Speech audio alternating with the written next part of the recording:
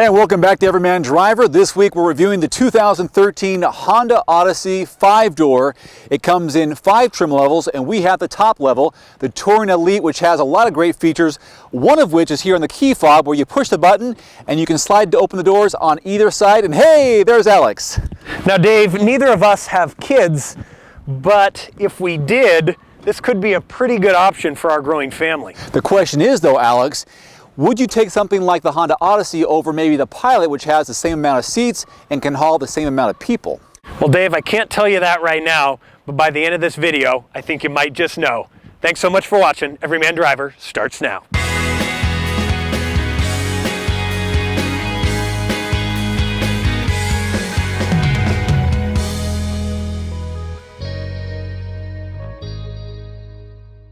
The biggest selling point of the Honda Odyssey has to be its cargo space and its ability to haul people up to 8 full-size adults in relative comfort. Absolutely, Dave. And in fact, there's so much to see on this car and so much room that we're just going to start at the back and work our way up to the front. There is lots to see. So first of all, check out how deep this cargo room is here, and there's a reason why it's deep. But first of all, this is a pro and con because there's a lot of depth to storage back here, and I'm thinking it's going to be great for groceries, but you initially thought that might be a bad thing. Yeah, it's actually almost too deep, and first of all, the third row seats ultimately will fold down into this area, but when you've got these seats up, Dave, it's so low. If you want to grab something, I'm sure you guys are appreciating my butt there, but it's super low, and so really too low to grab something. Look at this.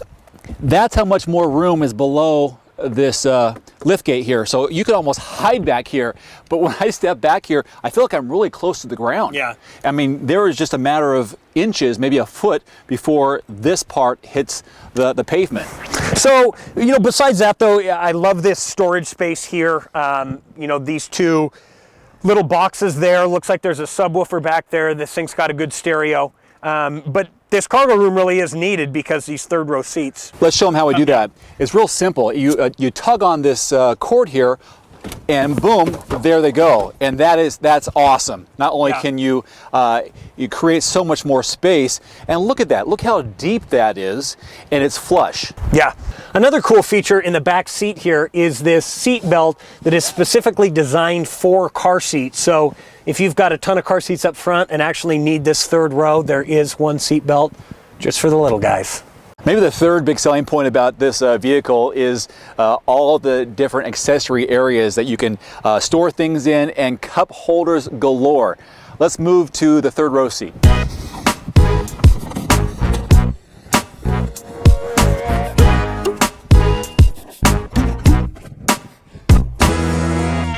All aboard!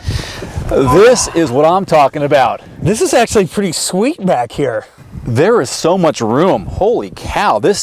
I could see myself going on a long road trip back here versus up there. Yeah, and actually when we flipped these seats back to where two people could actually sit up there, there's still plenty of leg room back here, plenty of headroom. Let's do that just for a moment so we can see what it looks like.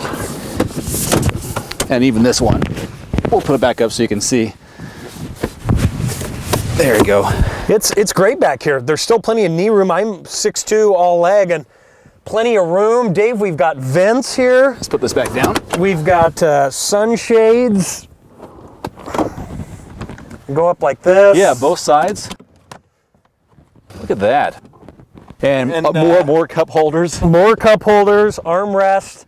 This third seat, this is the best third row seating I've ever sat in. There's an HDMI input over here, and places over here for the headphones to listen to this entertainment system, which we'll show you here in a moment in the second row seats. But wow, this is very spacious. I can see this being such a great vehicle for families who have many kids, or if you have kids in different age groups.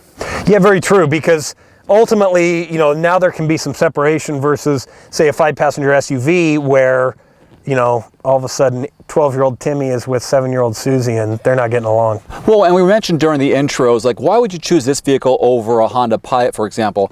See, with the Honda Pilot, you still have 3 rows of seats, but you can put aunt and uncles back here, and you can still have the kids in the middle, or vice versa, and be comfortable for everyone involved. Yeah, a lot of these 7-passenger SUVs, it's like the third seat is like a last resort, the third row seating. Yeah. Here, it's like the third row seating is almost as good as any other seat in the car, so it's pretty awesome. Vents up here to keep you cool with an extra light if you want it.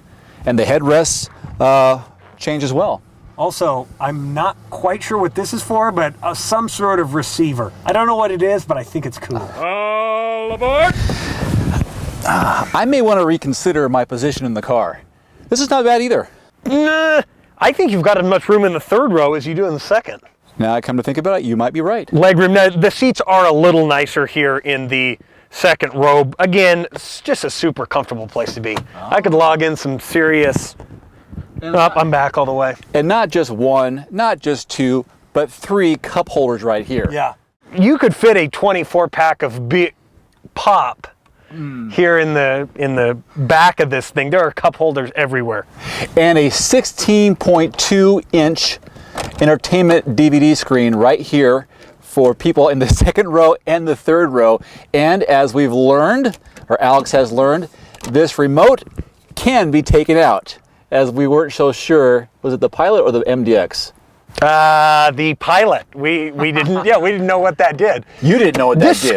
This screen is insane. I don't get the aspect ratio. Is it that 2 people can watch things I think it's just at the same time? It's a great wide screen. It's very wide, but it is sweet. And then over here you have some more controls. Yeah, heat, AC, more vents, more kind of personal reading lights.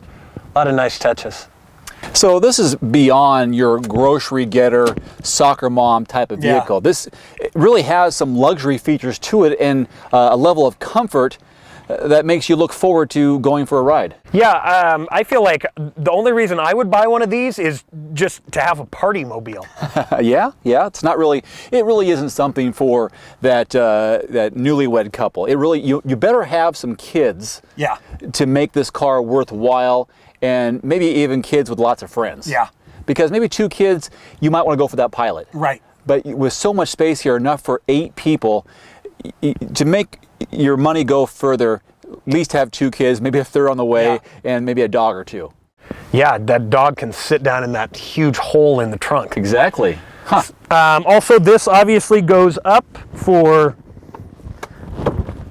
a third adult here. You really probably could fit another adult there. This is a really wide car.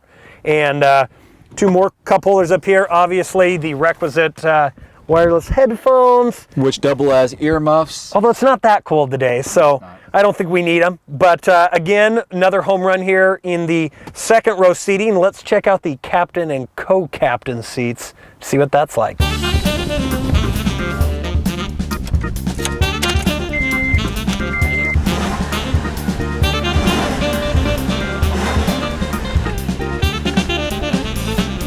If you're driving a minivan, ride and handling are probably not your first priorities, but overall, I was actually surprised when I drove this. The electronic steering is quite nice, and the power isn't too bad. This has got a VTEC V6 3.5 liter that produces 248 horsepower, so this is a heavy car, but it doesn't feel like a total dog. Yeah, 4,500 pounds. Yeah, it's a big boy. So a couple tons there of driving behind the wheel. As far as fuel economy, it's estimated at 19 miles per gallon in the city and 28 on the highway. I've been getting in mixed driving over the last 250 miles or so, right around 20, so on the low end of that. Yeah. Now, for the family who is concerned about saving money, fuel economy costs are estimated at $2,300 a year based on today's prices if you travel on an average of 15,000 miles per year. Yeah, that's a nice stat. And also remember, if you've got 8 people in here, fuel economy is going to go down considerably. So not the most fuel efficient car in the world, but like we said, this thing weighs, well over 2 tons. And another little touch that I would like to touch on, because we've seen me struggle with this, regular parking brake, which I absolutely love. None of this electronic nonsense. And, again, the whole dash, everything Really, really nice place to be. And the shift knob here is sticking out, unlike some of the other ones that are more toward the center console. Yeah, which I don't quite get in this car. We've seen this similar shift knob in the Honda Pilot as far as the position, but there's a gap between the center stack and the center console, and I feel like that sort of wasted space. They could have just taken the shift lever and put it in between the two. Mm-hmm.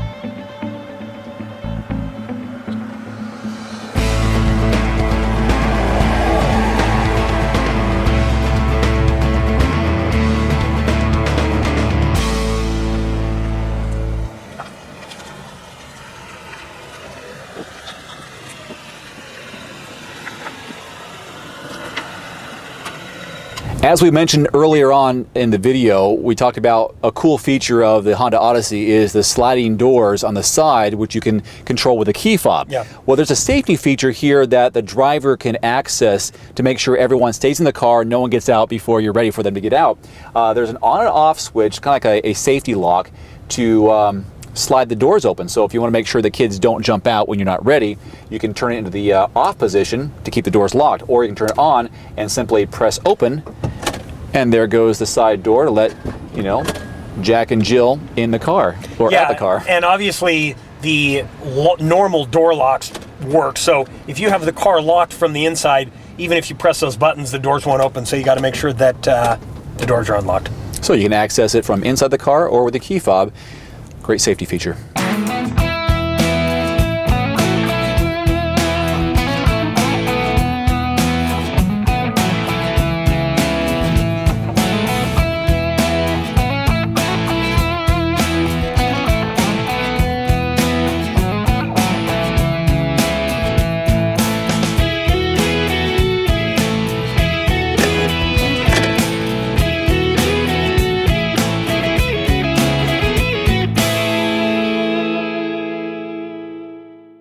The Honda Odyssey has an interesting look on the outside, to say the least.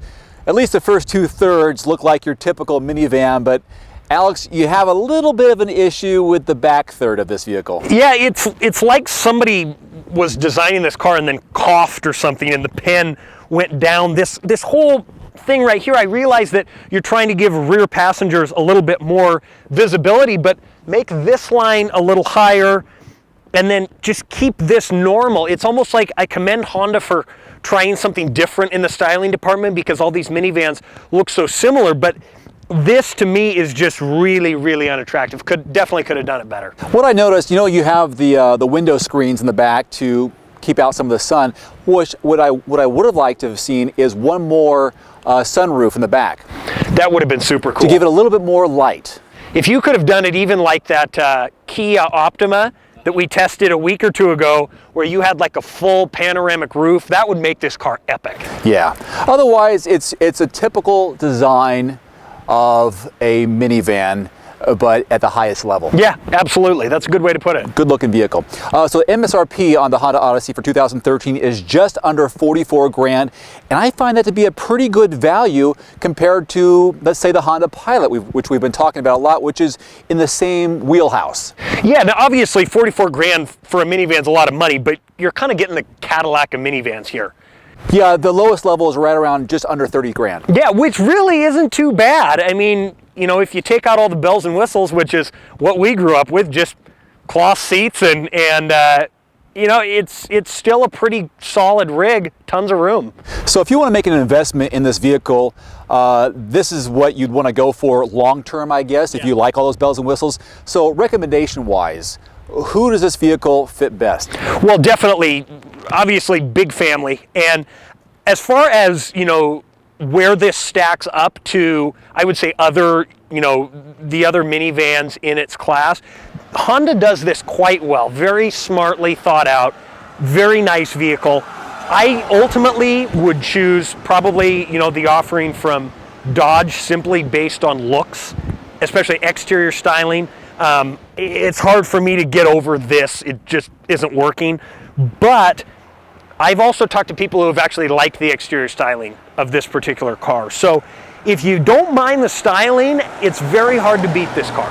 I think for the family who is buying this vehicle, what they care about is what it offers on the inside. They're not too concerned about the outward appearance, because once you move into this category, once you've left being a single person or being a newlywed and you're into the family category, this makes a lot of sense. That's a great point. Makes a lot of sense. So I like it. I like it, and the Honda badge says a lot to me, because you know you're going to get some longevity with this investment. Yeah, and they also have, you know, as we've discussed, done some mechanical things to increase reliability, so that really, you know, this is going to be as good as anything in the class. That'll wrap it up for this episode of Everyman Driver. Alongside Alex DeFries, I'm Dave Erickson. Thanks so much for watching. We'll see you next time.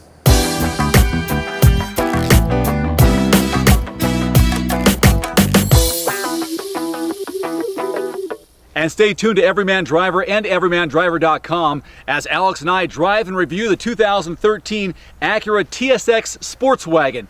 A nice combination and mix of utility, sports handling, styling, and fuel economy. That's coming up on Everyman Driver.